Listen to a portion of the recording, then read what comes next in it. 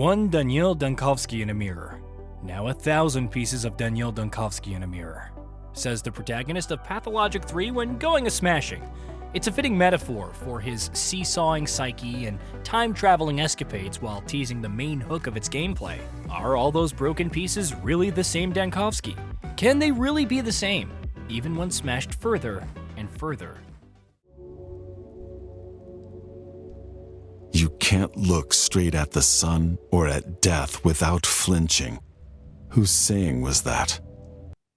Of course, of the many riddles that Pathologic 3 presents, that's probably the least immediate, especially when the sickness comes rolling in. Much like its predecessors, Ice Pick Lodge sends you off into town on Gorkin, a mysterious place where the Earth feels as alive as it does malevolent, and where survival may as well be theater. One where you're the audience, director, and editor. More inviting, yet still deceptively luring you into its many systems and nuances. You're continuously kept off base, each new development adding a further wrinkle to this canvas of death. Not that Dankovsky is any stranger to the deceased or any less morbidly fascinated by the same. As the lead of Thanatica in the capital, he's constantly on the lookout for ways to circumvent death.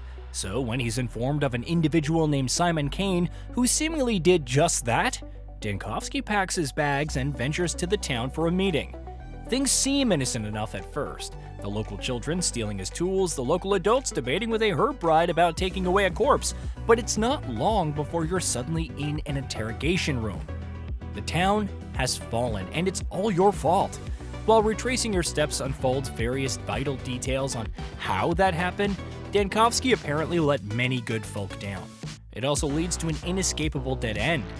That is, until a mysterious shadow, those masked individuals in black bodysuits, teach Daniel about the fracturing of time, and returning to previous days to maybe, possibly alter fate. Break a leg and some mirrors to fund those trips, Dankovsky. By venturing through previous days, you can relive their events, perhaps prevent the deaths of those who may offer more information or assistance. A handy mind map is available to keep track of new threads and occurrences on each day, oftentimes pointing to key individuals and their fate if you're too late to intervene. What makes Pathologic's plot so compelling is that it presents new mysteries even as you travel on well-worn ground. Your first trip back, for example, has you encountering the mysterious Ava Yan, within the confines of the even stranger Stillwater, where you'll prepare solutions for your prototype, a tool used to ward away the miasma, among other things. From there, you can head to Town Hall, a relatively peaceful journey to its door compared to the rushed escapade on Day 5, which saw you lighting bonfires while fighting off the plague. Alternatively, you can choose to venture to the southern part of town, currently in the midst of riots, to find a key character and save them. That's after racing through an infected district where the plague made manifest. Shabnak stalks you, by the way, though it's worth it to find a flower that could help in studying the infection. The fact that districts are now separate areas that you have to plan routes through is also an interesting twist over Pathologic 2, even if the number of loading screens, as quick as they may be, can feel a tad excessive.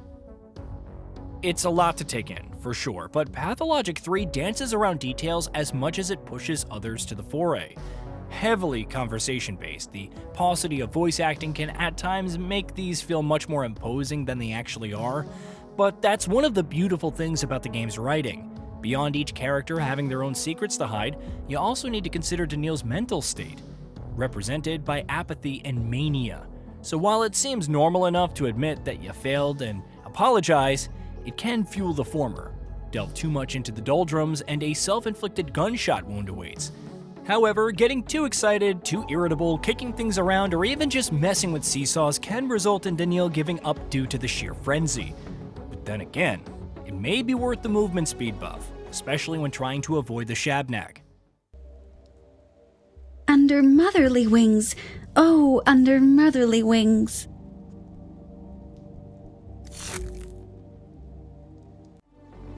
As such, balancing both of these is as essential as taking the measure of a person to find an answer, which I appreciate. It means you need to be tactful or downright bizarre, even in times when you want to show sympathy, if only to not turn manic. There are various consumables available to help on that front, from coffee to morphine, but some can carry side effects.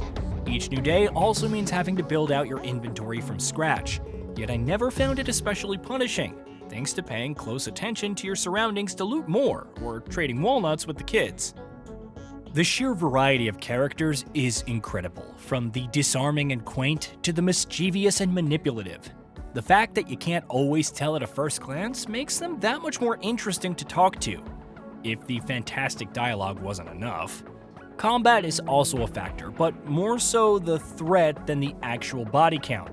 Oftentimes, it can be as beneficial to threaten bystanders, especially if you're low on ammo. You might want to be careful about taking too many lives, since it makes Daniel really apathetic to the concept of living. This brings up the trial and error aspect of the Pathologic experience. At times, you can shrug off multiple attacks from the Shabnak, though that damage can build up over time, not to mention the plague raising your apathy. On the other hand, shooting 2 people is enough to pretty much end your life.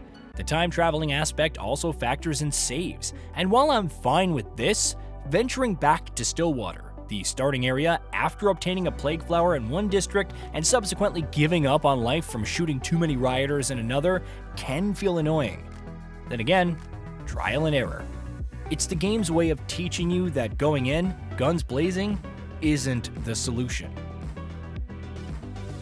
Other lessons could stand to be less harsh though, like accidentally soft-locking myself in a confined area with no way to escape.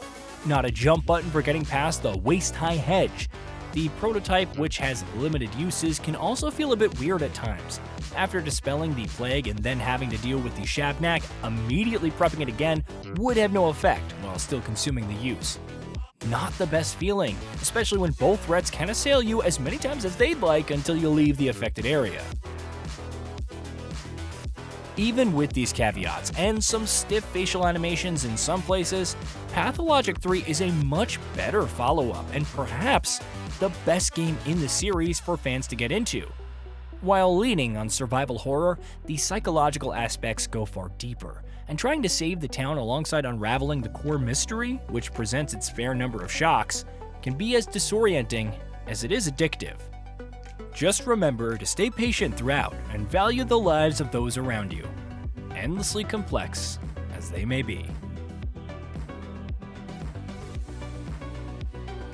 Hey, did you know that we at Gaming Bolt upload new videos every day? Stick around, drop a like, subscribe, and hit that bell.